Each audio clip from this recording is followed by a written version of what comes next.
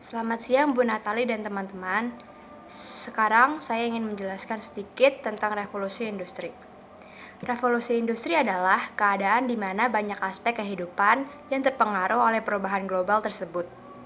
Revolusi industri dimulai pada abad ke-18 ketika masyarakat pertanian menjadi lebih maju dan urban. Kereta api lintas benua, mesin uap, listrik, dan penemuan-penemuan lainnya mengubah masyarakat secara permanen. Hingga saat ini, revolusi industri sendiri telah memasuki revolusi industri keempat atau lebih dikenal dengan istilah revolusi industri 4.0. Perubahan yang terjadi berdampak pada seluruh bidang kehidupan seperti dalam bidang ekonomi, politik, sosial, dan juga budaya, serta bersifat global. Saya ingin menjelaskan sedikit tentang latar belakang atau sejarah revolusi industri. Pertama, revolusi industri 1.0. Sebelum revolusi industri 1.0, manusia memproduksi barang atau jasa hanya mengandalkan tenaga otot, tenaga air, ataupun tenaga angin. Hal ini cukup menjadi kendala yang cukup besar, karena seperti kita ketahui bahwa tenaga-tenaga tersebut cukup terbatas. Hingga pada tahun 1776, James Watt menemukan mesin uap yang mengubah sejarah. Penemuan mesin uap menjadikan proses produksi lebih efisien dan murah.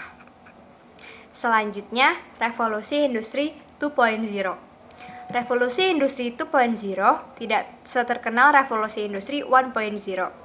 Revolusi industri 2.0 ternyata terjadi di awal abad ke-20. Sebelum adanya revolusi industri 2.0, proses produksi memang sudah cukup berkembang. Tenaga otot tidak lagi banyak diperlukan. Lalu revolusi industri 3.0. Pada revolusi industri 3.0 yang digantikan adalah manusianya. Revolusi industri 3.0 ini adalah penemuan mesin yang bergerak, yang berpikir secara otomatis, yaitu komputer dan robot. Di saat ini, dunia bergerak memasuki era digitalisasi. Yang terakhir adalah revolusi industri 4.0. Saat ini kita hidup di era industri keempat. Itu semua diawali dari revolusi internet yang bukan hanya sebagai mesin pencari. Namun lebih dari itu semua bisa terhubung dengan cerdas. Mulai dari penyimpanan awan atau cloud, perangkat yang terhubung dengan cerdas, sistem fisik fiber, dan robotik.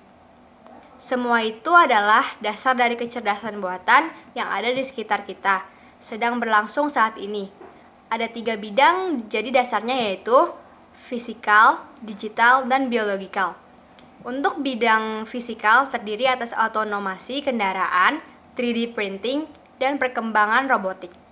Bidang digital ada kemajuan dari Internet of Things atau IoT, dan bidang biologik yaitu proses rekayasa genetik buatan. Dan kita masuk ke apa itu Society 5.0. Dalam kehidupan saat ini, ekonomi merupakan hal yang sangat penting dalam kehidupan saat ini. Untuk itu, Society 5.0 ada untuk mengintegrasikan antara kehidupan dunia nyata dan dunia maya.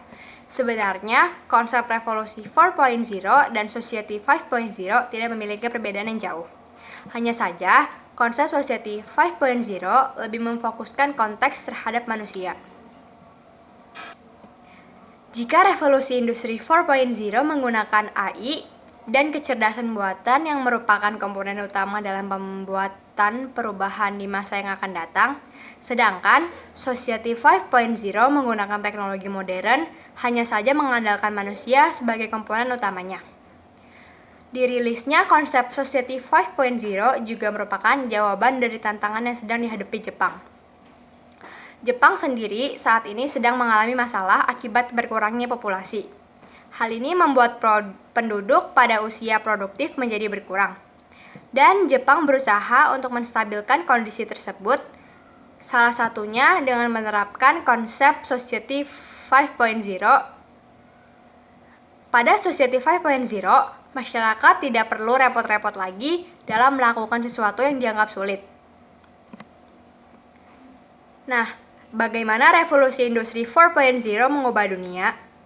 Presiden Republik Indonesia Joko Widodo telah meresmikan peta jalan atau roadmap yang disebut Making Indonesia 4.0 pada April kemarin. Making Indonesia 4.0 merupakan roadmap yang terintegrasi untuk mengimplementasikan sejumlah strategi dalam memasuki era industri 4.0. Untuk penerapan awal industri 4.0, Indonesia akan berfokus di 5 sektor manufaktur, yaitu industri makanan dan minuman, industri tekstil dan pakaian, industri otomotif, industri kimia, dan industri elektronik. Program Nawacita yang ke-6 adalah peningkatan produktivitas rakyat dan daya saing di pasar internasional. Bagaimana revolusi industri 4.0 mempengaruhi bisnis Indonesia? Yang pertama, bisnis jual beli online. Bisnis jual beli online semakin menjanjikan di era revolusi industri 4.0. Promosi yang tidak harus digembar-gemborkan, serta tidak perlu menyediakan biaya operasional yang tinggi, membuat bisnis jual beli secara online semakin besar di industri 4.0. Cara pembayaran yang lebih mudah pun banyak ditawarkan pada saat ini. Tidak harus selalu pergi ke ATM untuk melakukan transfer uang. Namun, sistem pembayaran cash on delivery atau COD, virtual account, hingga berbagai pembayaran lewat perusahaan fintech telah membuat bisnis jual beli online terus berkembang. Yang kedua ada fintech, atau finance teknologi. Peluang bisnis di era revolusi industri 4.0 yang pertama ini fintech. Saat ini istilah fintech pasti sudah sering didengar di telinga masyarakat dunia, termasuk Indonesia. Khususnya di kalangan menengah ke atas yang melihat berbagai peluang bisnis dari urusan finansial. Pada generasi milenial menjadi salah satu target utama dari perusahaan fintech. Hal tersebut dikarenakan ada banyak perusahaan fintech yang memberikan kemudahan dalam pengelolaan keuangan.